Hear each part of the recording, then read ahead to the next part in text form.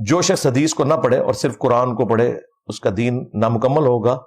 حدیث مجموعی شکل میں پہلی دفعہ نبی علیہ السلام کے انتقال کے تقریباً 140 سال کے بعد آئی. اور یار یہ ساری وہ غامدی صاحب والی باتیں ہیں نا, موطا امام مالک. غامدی صاحب سے متعلق 20 کوسچنز میری ویڈیو دیکھ لیں.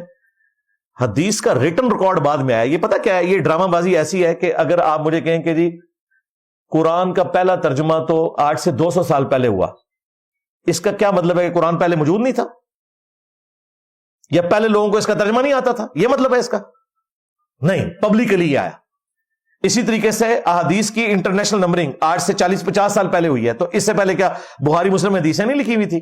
ان کو نمبر لگائے گئے. قرآن کی آیات کو نمبر لگے, پہلے نہیں تھے نمبر ہوتے. تو حدیثیں موجود تھی سینہ بسینہ.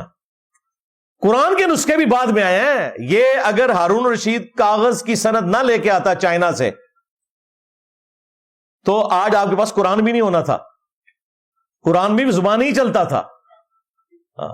جب کھجوروں کی چھال کے اوپر, کپڑے کے اوپر, چمڑے کے اوپر, ہڈیوں کے اوپر, اونٹ کے شانوں پر قرآن لکھنا پڑے تو ایک پورا کمرہ چاہیے تھا قرآن رکھنے کے لیے. کاغذ کوئی نہیں تھا بھائی اس زمانے میں. تو جب یہ سند آئی ہے تو پھر یہ چیزیں ریٹن فارم میں آنا شروع ہوئی ہیں. حدیثیں پہلے سے موجود تھیں بھائی. باقی جو سنت اور حدیث کا فرق کرتے ہیں اس کے لیے میری وہ ویڈیو دیکھ لیں آپ.